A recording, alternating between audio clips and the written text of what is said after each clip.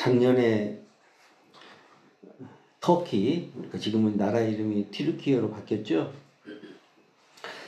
이 튀르키예에서 강진이 일어나서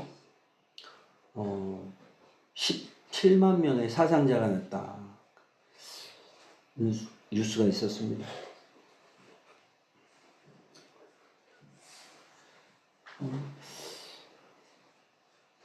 이 튀르키예 지역은 역사적으로 간혹 한 번씩 이렇게 큰 강진이 일어나서 사람이 많이 죽는다고 그래요.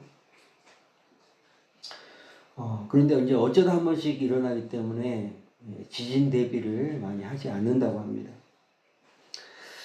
그런데 일본 같은 경우는 지진이 굉장히 많이 일어나는 지역이죠. 그래서 그 지진에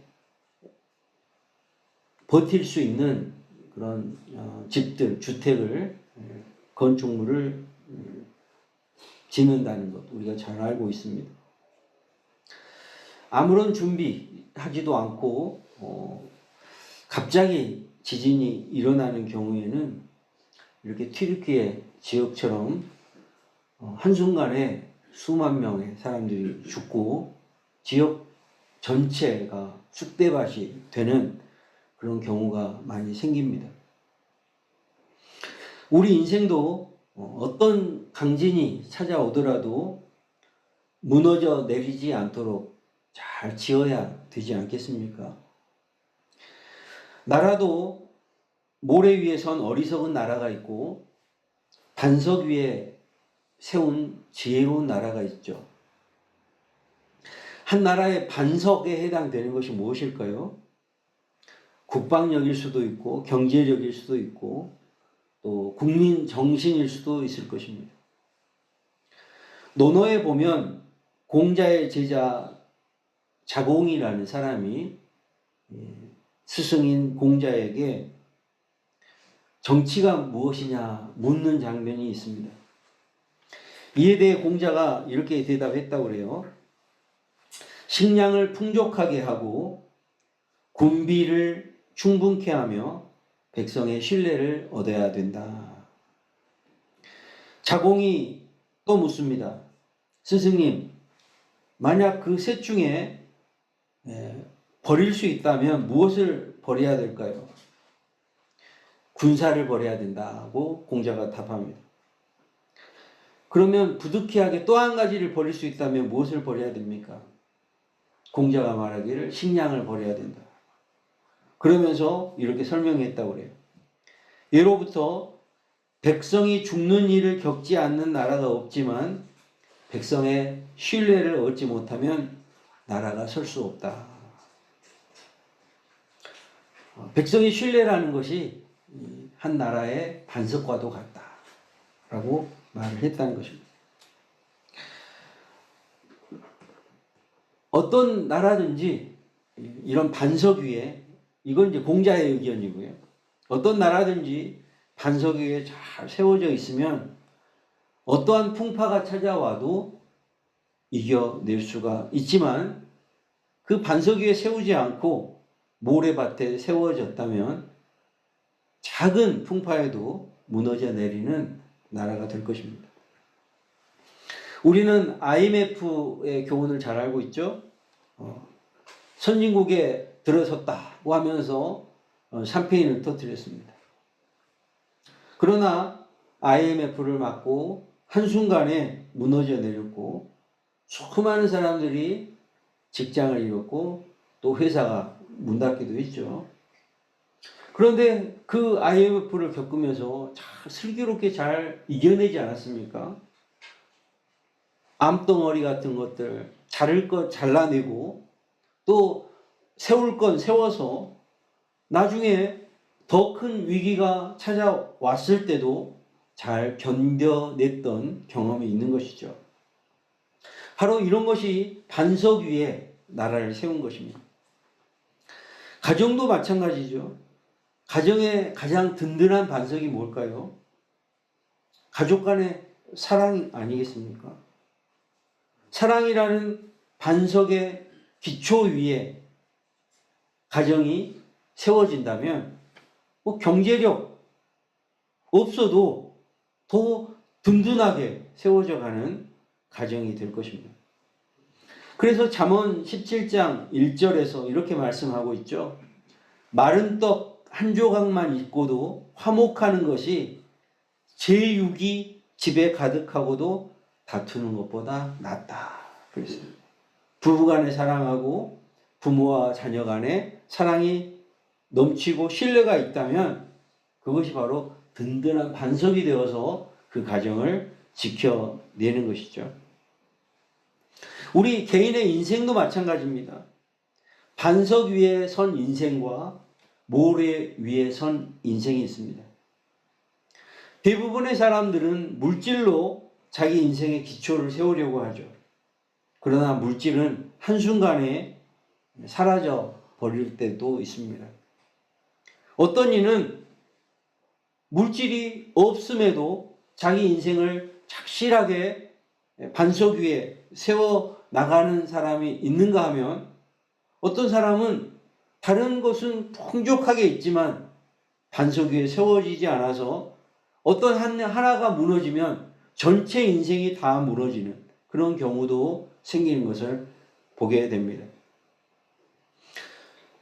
누가복음 12장 20절 21절 말씀에 하나님은 이르시되 어리석은 자여 오늘 밤에 내 영혼을 도로 찾으리니 그러면 내 예비한 것이 네 것이 되겠느냐 하셨으니 자기를 위하여 재물을 쌓아두고 하나님께 대하여 부요치 못한 자가 이와 같으니라 라는 말씀을 하셨어요. 어떤 사람이 부자예요. 돈을 많이 벌었습니다. 해마다 열심히 수고해서 재물이 점점 쌓아가고 이제 큰 창고를 지어서 그 안에 그 모든 재물을 다 이제 쌓아두고 살게 되었습니다. 그래서 이제 나는 좀 살만하구나 이제 떵떵거리며 살아야지 했는데 그날 밤에 하나님께서 그 생명을 앗아가셨다는 것이죠. 보십시오. 아무리 재물이 많은 그런 인생을 살지라도 한순간에 무너질 수 있는 그런 상황을 말씀하신 것이죠. 우리 인생도 모래 위에 선 인생이 있고 반석 위에 선 인생이 있습니다. 저는 우리 사랑하는 성도들이 반석 위에 선 인생 되시기를 축원합니다. 아멘. 그럴 때 어떤 우리 삶에 분명히 고난이 찾아오고 문제가 생길 거예요. 구멍이 생길 거예요. 그 작은 구멍 때문에 우리 전체 인생이 무너져서는 안 되지 않겠습니까? 반석 위에 세운 인생은 어떤 우리 삶에 구멍이 생길지라도 그것을 이겨내고 버텨내고 더 크고 강한 인생으로 세워져 나갈 줄로 믿습니다. 신앙도 마찬가지예요.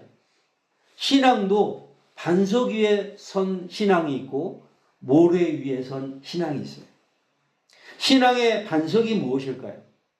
우리는 어떤 반석 위에 우리의 신앙을, 우리의 인생을 세워나가야 될까요? 가장 중요한 것은요, 신앙 고백입니다. 교회는요, 이 신앙 고백의 반석 위에 세워져 있어요. 여러분, 우리가 예배를 드릴 때 매주마다 암송하는 것이 있죠. 바로 사도신경이죠. 이 사도신경이 바로 우리의 신앙 고백이에요. 그래서 예배를 드릴 때마다 이 사도신경으로 우리의 신앙을 하나님 앞에 고백하는 것입니다. 예수님께서 제자들에게 이렇게 물을 때가 있었습니다. 너희는 나를 누구라 하느냐? 그러자 베드로가 주는 그리스도시요 살아계신 하나님의 아들이십니다 고백하죠. 주님께서 이 베드로의 고백을 들으시고 엄청난 칭찬을 하셨어요. 너는 베드로라, 내가 이 반석 위에 내 교회를 세우리니 음부의 권세가 이기지 못하리라. 이 반석 위에 바로 베드로를 의미하는 것이죠. 그리고 베드로의 신앙 고백을 의미하는 것입니다. 그 반석 위에 주님께서 교회를 세우시겠다고 말씀하신 것입니다. 그러니 이 교회는요, 바로 그 신앙 고백 위에 세워졌다 말씀드릴 수가 있는 것이죠. 우리는요, 이 신앙 고백이 분명해야 됩니다. 교회는 친목단체가 아니에요. 사람 만나려고 인맥을 쌓으려고 오는 것이 아닙니다. 이익단체가 아닙니다. 어떤 유력한 사람들에 의해서 세워진 공동체가 아닙니다. 바로 이 신앙 고백을 지키고 이 고백에 따라 사람들이 모인 곳이 바로 교회죠. 그러니 이 신앙 고백이 다르면 그것은 교회라고 할 수가 없어요. 여러분, 이단이 무엇입니까? 이단 같은 교회라고 왜 우리가 단언합니까? 이 신앙 고백이 다르기 때문에. 그래서 뭔가 신앙이 의심되는 사람에게 이 신앙 고백을 시켜보면 못해요. 신천지, 교회라는 이름이 붙어져 있지만 이 사람들이 이 신앙 고백을 합니까? 신앙 고백을 할 수가 없어. 왜냐하면 달라요. 이단이기 때문이에요. 교회가 여러분 지금 수천 년 동안 얼마나 위기가 많았습니까? 교회를 박해하는 사람들이 얼마나 많았습니까? 그럼에도 무너져 내리지 않았던 이유가 뭘까요? 바로 이 신앙 고백의 반석 위에 교회가 세워졌기 때문이에요. 그래서 어떤 작은 구멍이 올지라도, 작은 환란이 올지라도 이겨내는 것입니다. 흔들리지 않는 것입니다. 무너져 내리지 않는 것입니다. 엔도 슈샤쿠의 침묵이라는 소설에 일본 선교 역사가 나온다고 그래요. 그러니까 일본이 우리보다 훨씬 그 서구 문명이 들어왔고 기독교도 빠르게 전파가 됐어요. 선교 역사가 500~600년이 넘어요. 초기에는 이 일본에서 서구 그 문화를 받아들이려는 움직임이 강했어요. 그래서 서구 쪽에서 오는 모든 것을 그냥 다 받아들였어요. 그래서 항구 도시마다 그 서구 그런 문화가 발달을 했고 그와 더불어서 교회도 많이 세워졌다고 해요.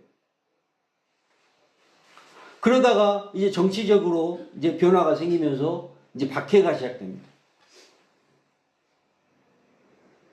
우리나라도 쇄국 정치가 있지 않습니까? 쇄국 정치.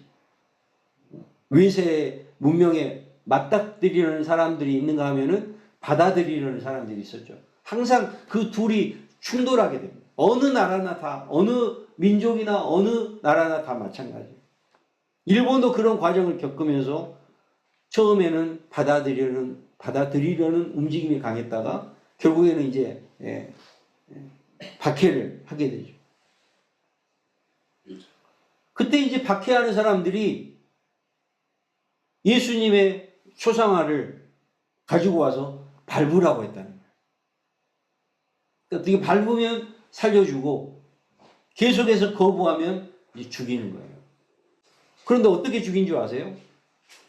우리나라도 마찬가지였는데 우리나라도 그 천주교가 처음에 우리나라에 들어왔을 때 신앙을 가지고 사는 사람들을 박해하고 죽일 때 어떻게 죽였냐면 모래사장에 십자가를 세워요. 그리고 거기에 사람을 묶어요. 그러면 이제 밀물이 들어오면 다 잠기겠죠. 그렇게 죽이는 거예요. 굉장히 잔인한 방법 아닙니까? 그걸 보게 하는 거예요. 동네 사람들이 다 보게 만드는 거예요. 그러니 겁이 나서 예수를 믿겠어요? 믿을 수가 없겠죠. 일본에서 그런 방법을 사용했다는 거예요. 예수님의 초상화를 밟고 배교한 사람들이 많았습니다. 그러나 비록 목숨은 살았지만 영이 죽어버린 것이죠. 그러나 그럼에도 불구하고 끝까지 예수님의 초상화를 밟지 않고 자신의 신앙을 지켜낸 사람들이 있었기에 교회가 명맥을 유지하는 거예요. 여러분, 지금 북한에도요, 알게 모르게 교회가 있다는 것입니다. 알게는 우리도 종교의 자유가 있다, 이것을 과시하는 과시용 교회가 있어요. 그건 진짜 교회가 아니죠. 그런데 모르게 지하에 교회가 있다는 거예요.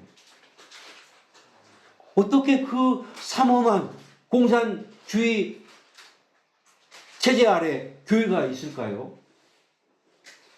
끝까지 자신의 신앙을 지키려는 그런 사람들이 계속해서 숨어서 복음을 증거한 것이죠.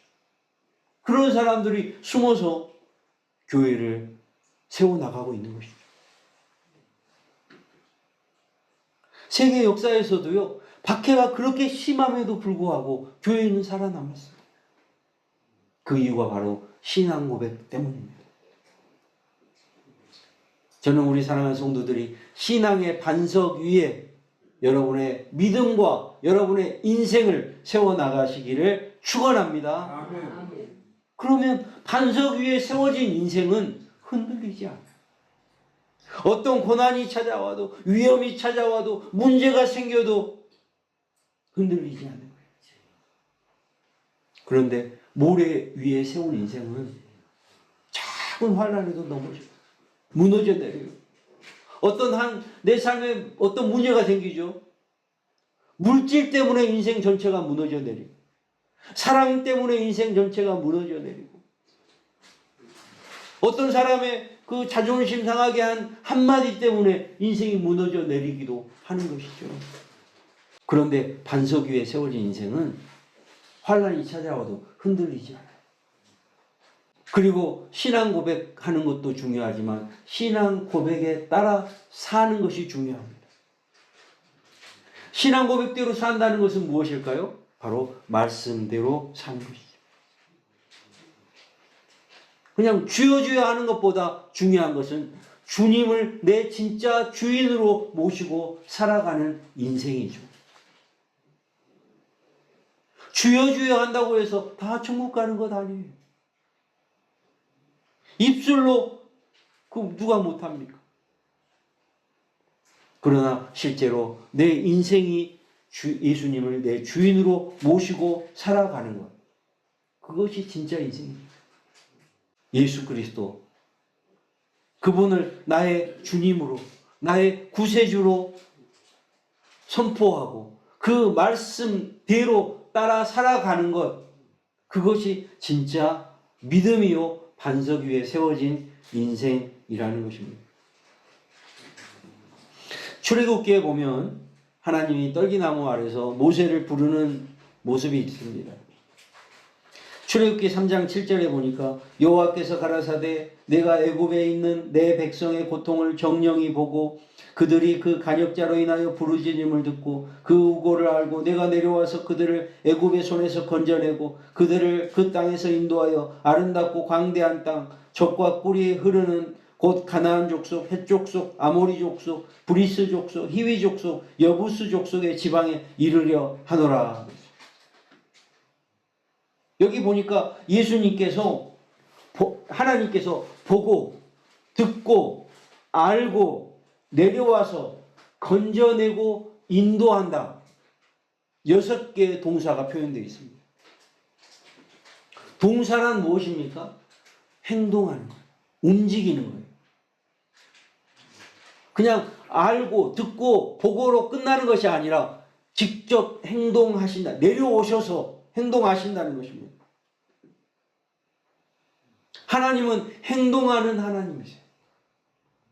저 우주 어딘가에 계시는 하늘에 계신 하나님이 아니라 우리 옆에 계시고 우리와 함께 움직이시고 일하시는 하나님이시라는 거예요.